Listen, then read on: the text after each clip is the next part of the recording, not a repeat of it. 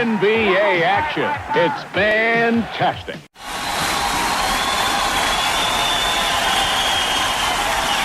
NBA action, it's fantastic. 3, 2, 1.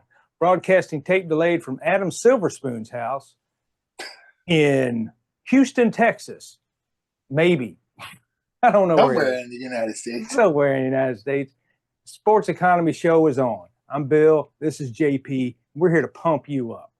But today's show is episode 2 of how the NBA went from way down here to superstardom.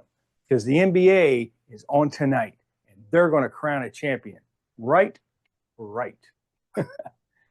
Anyway, so last show was about the rise of the NBA, because like I say, it was down here. Remember I talked about how my uncle was in Chicago, was giving the guys a ride from their airplane to the stadium in a city bus. You made a joke about, was he making stops on That's the way? right, man. I don't know. People ringing the bell, we're like, hey. Stop that bus. Stop that bus. I don't care if George Gervin's on it. Stop that bus. Stop that bus. That's my stop. You're going to make me late for work. That's right. Anyway, so we're talking about when Larry and Magic came in the NBA in the 1979 draft, and it was down here on tape delay to where it has become. And then David Stern started making deals to get them on TV on a regular, not just, sporadic.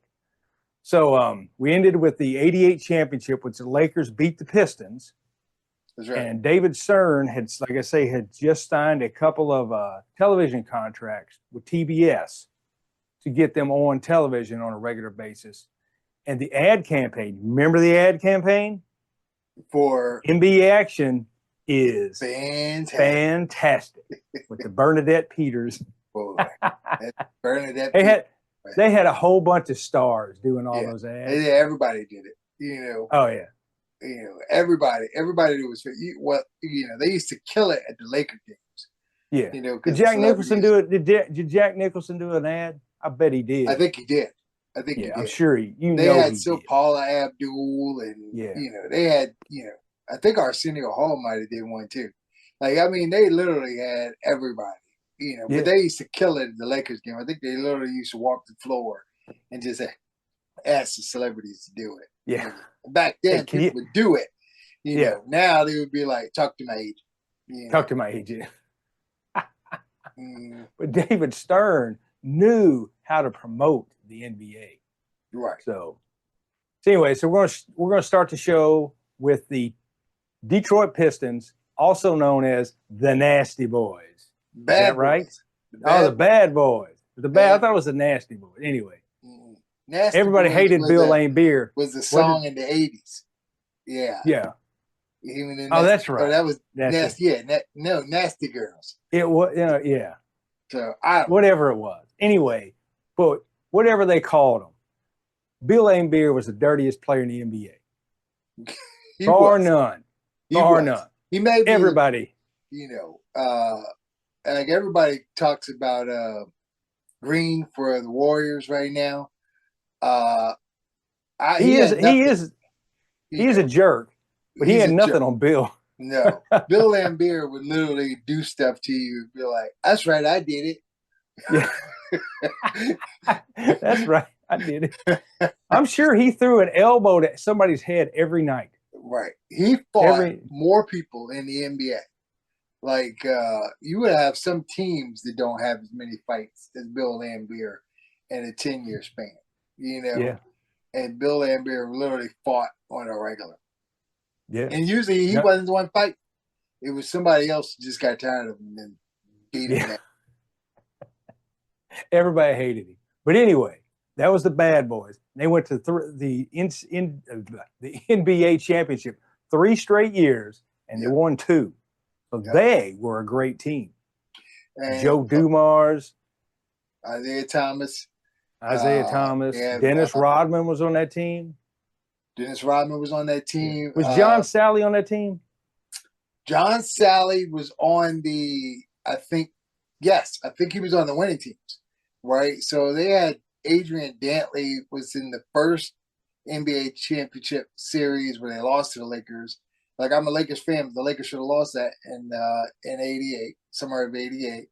And then I think John Sally did join them for those two championships, at least one of them, right? And they also had Mark McGuire, and he from DePaul, he was like the missing link, and he's the one they replaced Adrian Dantley, and he's the one who took him over the top.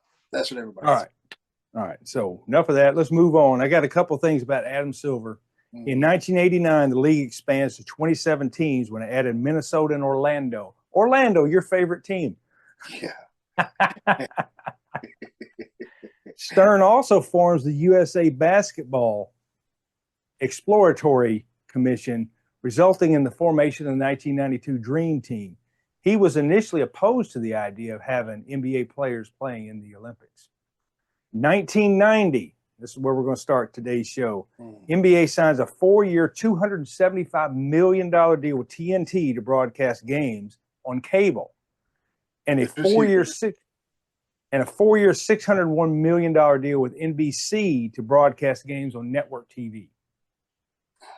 So David Stern is pushing it up. We're getting the players paid. Then there becomes a bigger issue with lockout. Those NBC games were really high rated. Yeah. Those NBC games were very high rated. Yeah, sure were. All right, so start with the 1990 season. Who won the championship? Anything else that was going on with Michael Jordan? Well, okay. So I think the one thing that made that whole era great, starting from Magic and Bird, is, once Magic and Bird took over the NBA, they were the ones that were in the championship for the first damn 6 years. One of them were in the championship, right? Yeah. And so then once you got to that point where they were winning all the time, you always had these teams that were just tired of getting beat by one of those teams, and then they would jump up and become good enough to win the championship. And I think that's what made it good in that era. First you had Boston in the East, and here comes Detroit. And everybody was like, oh, Detroit's not good. They can't do anything. Yeah. And then they jump up and beat Boston, and then the next thing you know, they lost to the Lakers, but then they win the championship. Yeah. Well, when the Pistons were winning championships, the Bulls, everybody was saying Michael Jordan's going to be the greatest player ever, but their team was not good enough to beat the Pistons. Well, they actually got good enough in 1990, and they won the championship. Well, the 1990-91 season, right? And who was the coach of that team? Phil Jackson. One of the greatest coaches ever. How many championships did Phil win between 1990 and 2001 or 2? Well, the three-peat of the Lakers, three-peat for the Bulls twice. 9 championships. 9. 12-year span. Yeah. I'm going to put him on our thumbnail. Phil Jackson deserves to be up here. That's pretty good. That's pretty good. And I don't think anybody else, Red Auerbach may have done it, but the NBA was different back then. So I guess to speed it up, right? Yeah. I'm just going to say, when you think of the 90s, right, it was basically the Bulls era, right? Yeah. I mean, you got 10 years from 10 seasons from 91 to 2000, right? The Bulls won 6 of them. And they probably would have won the 2 in the middle when they didn't win, but Michael Jordan retired. So you're saying that if Jordan had not retired, they would have won every championship in the 1990s? Well, I think the reason why they won the 3 and the 3 is because Jordan did retire and they rebuilt the team, and then all of a sudden they just added the greatest player ever to a team that was actually competitive. And that's how they won the second 3. So I don't know if they would have won 8 in a row, but because that would just be too hard to sustain.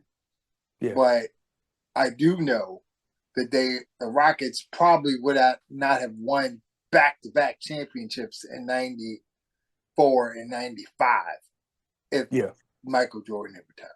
Yeah. All right. Well, let's talk a little bit about the 1992 Dream Team. Okay.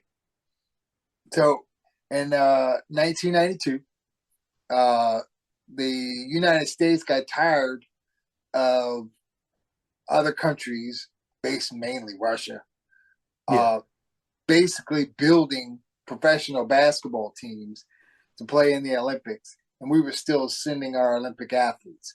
In 1988, John Thompson, great college coach, built a team that a lot of people at that time thought was a good team. He had good players. He had David Robinson, future Hall of Famer, and he did have Danny Manning, who was the number one player in the country. A lot of people had him rated higher than David Robinson when they were in college, but they lost to Russia because they were going against grown men, and they were playing. We were sending 20 and 21-year-olds, and they were sending 27 and 28-year-old grown men who've been playing together for 5-6 years. So we lost. So the NBA decided, you know what we're going to do? We're going to send our best players. And it didn't take us long to do it, to gel. And, let me just give you the list of players on this team. Charles Barkley, Scottie Pippen, David Robinson, Clyde Drexler, John Stockton, Chris Mullin, Karl Malone, Patrick Ewing, and then Larry Bird, Magic Johnson, and then the GOAT, Michael Jordan. And then, they also had a guy that they just threw on a team, Christian Laettner, who was probably the greatest college basketball player since Kareem Abdul-Jabbar. You had to bring him up. Let's move on. Well, he was part of the team. I don't care. Let's move on. Team's great. I'm not talking about it. I don't talk about it. All right. So that was the dream team, and they won the Olympic gold medal without any issue whatsoever. Things have changed a little bit now with the rise of the Europeans playing a lot more basketball. So, but anyway. I think that was one of the reasons why. Yeah. They were in the Olympics, and they were a star attraction. And there are many NBA players from foreign countries who literally said, as a little kid, they watched the Dream Team, and then they, wanted to be great at basketball, and then they became great, and then they eventually ended up playing in the NBA. So it was a major international success story for the NBA. Yeah. Well, for 2 straight years, the number 1 draft pick was from France. So, yes. Correct. Anyway, all right. So, I want to talk a little bit about Magic and his testing positive for HIV. Now, David Stern, I'm just going to go over this quick. David Stern said Magic is going to play. Okay? And everybody's like, oh, can he play? Can he do this? David Stern came out and said, yes, because it's Magic Johnson. There's a guy that played in the NBA, they called him Pads. I don't know what his name was, but he had elbow pads, wrist pads, knee pads, everything. He had some. If it was him, he would have been out. But because it was Magic, David Stern stepped in and said, Magic is our superstar. We're not kicking him out for this. No, it was a good. At that time, I think it did a lot for the way people looked at people who tested positive for HIV. Yeah. It was a good social statement, and it brought awareness to the HIV disease. That's another thing that David Stern, had his hand in, and it was a complete success. All right. So I wanted to do a little bit more about David Stern. In 93, Stern issues automatic suspension for any players throwing a punch in a game. I think Bill Laimbeer was retired by then. Ron Artest was not. Ron Artest was That's right. Yeah. In 93, Michael Jordan retires, taking away the NBA's biggest star. Now, this is interesting. The NBA Finals see a dip in the ratings. They go from a 17.9 share, that's 17.9 people out of every 100 in America watching in 1993 to 12.4 in the 1994 Knicks Rockets finals. So Michael Jordan is the star. Yeah, he was. There's no doubt. You can say LeBron's not bringing these numbers. He never has. He brings a lot of talk about it, but he's not bringing these TV ratings like Michael. Plus the fact that LeBron wears Michael's clothing. Okay, let's end that right there. All right. In 1994, the NBA signs a 4-year, $397 million deal with TNT and TBS for cable broadcasting rights, and a 4-year, $892 million deal with NBC for network broadcasting. So David Stern in the 90s, because of Michael, has elevated the NBA to superstardom. And then this is where the lockouts start. Why? Because the players like, you signing all these deals and we're not making this kind of money, dude. What's up with that? You know how it is. Greed, baby. Greed. It's all about the money. That's right. Because they're like, hey, why are these owners getting rich? We're the ones out here laying it on the line. And they also weren't doing load management either, were they? No. So how many games did Michael? I said Michael, the biggest star ever in the NBA. How many games did he average playing a season? Michael Jordan played almost all the games.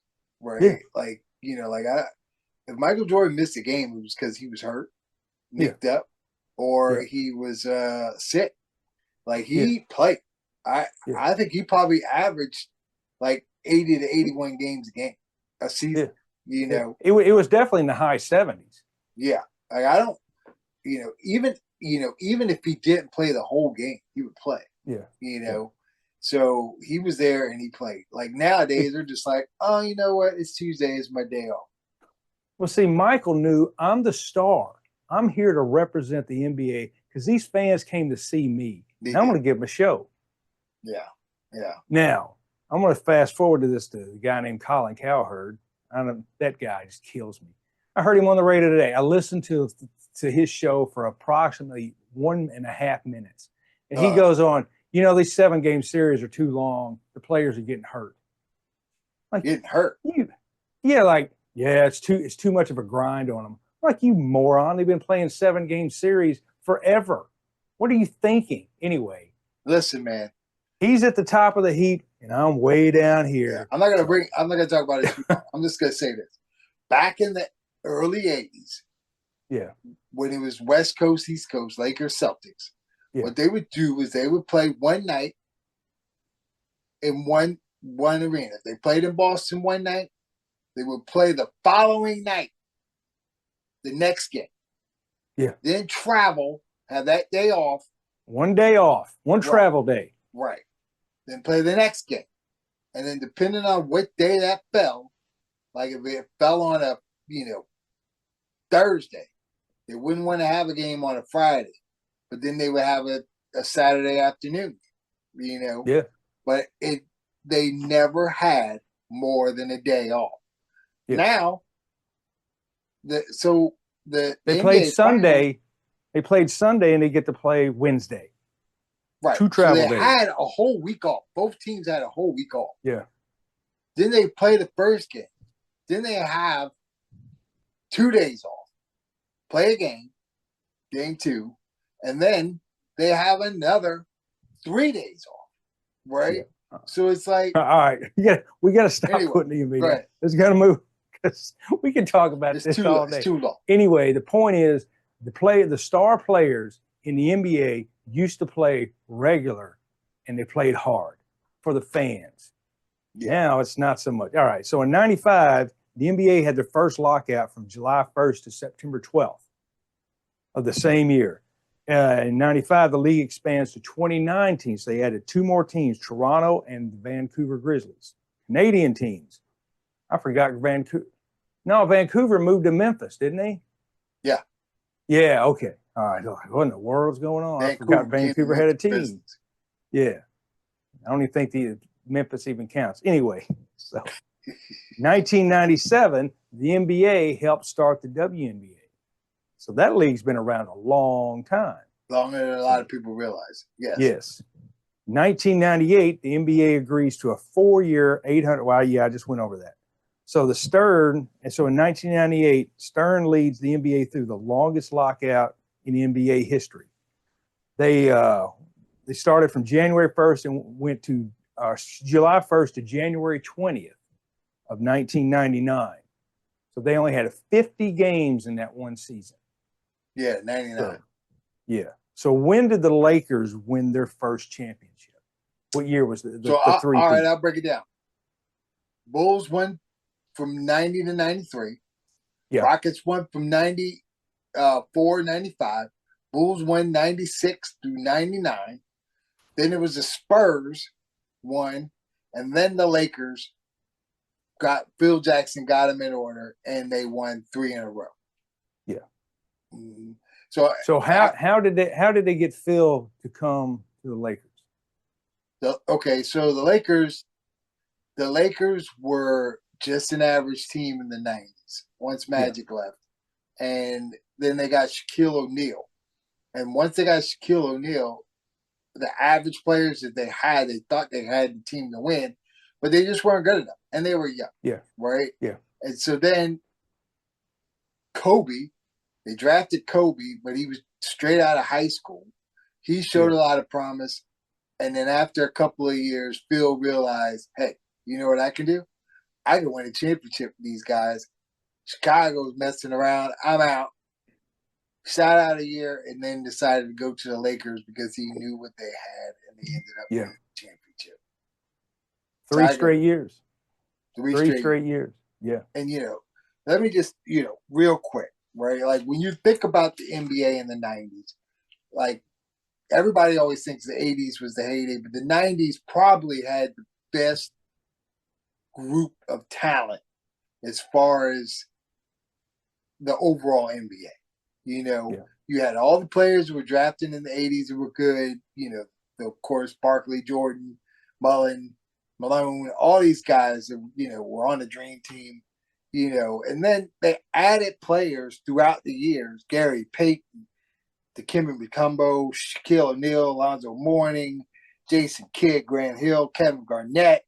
And then in 96, like everybody talks about the 84 draft, Michael Jordan, Charles Barkley, and, Olajuwon. They say that's the greatest draft ever. Well, 96, they had one that just almost matched. They had Allen Iverson, Ray Allen, Steve Nash, and Kobe Bryant. So, I mean, you can't, you take that core, and then you had Tim Duncan in 97, Dirk Nowitzki, and Paul Pierce, and Vince Carter in 98. The NBA was doing pretty damn good, and they still had the stars from the 80s. So it was really a good time in the NBA, and of course, David Stern just thrived at it. He just basically took it and ran with it. He had a product, and he kept going to the networks and saying, "We're going to up the price of our deal. We're going to up the price of our deal." So, in 2002, the NBA agrees to a 6-year, $2.2 billion deal with TNT for cable, and a 6-year, $2.4 billion deal with ESPN and ABC. So in the early 2000s, he reached the $1 billion TV deals. So now they've reached a $76 billion TV deal. And the players, I don't think they take playing for the fans seriously. Anyway, we're not getting into that. We talked about so anyway, that's the show for today, folks. We just went through the 90s real quick and about how the NBA from the 79 went from here to here, and then in the 90s it took off to the stratosphere. Yeah, I'm always one of those people that says you can't compare today's athletes to the past generation. And I still think if you take a lot of these guys from today, they will run over a lot of those guys from the 90s and the 80s, but the overall game and play and the amount of players and veteran players who were on championship teams, to me, it was just a better watch and a better product in the 80s and 90s. Yeah. All right. Well, that's all we got for today, folks. Appreciate you watching. Remember, like and subscribe so we can make a gazillion dollars. We're going to drive that bus with Michael Jordan to the NBC studio so he can tell you, breakdown. Y'all come back now. Here. That's all we got. So long, everybody. So long, everybody. Y'all come back now. Here.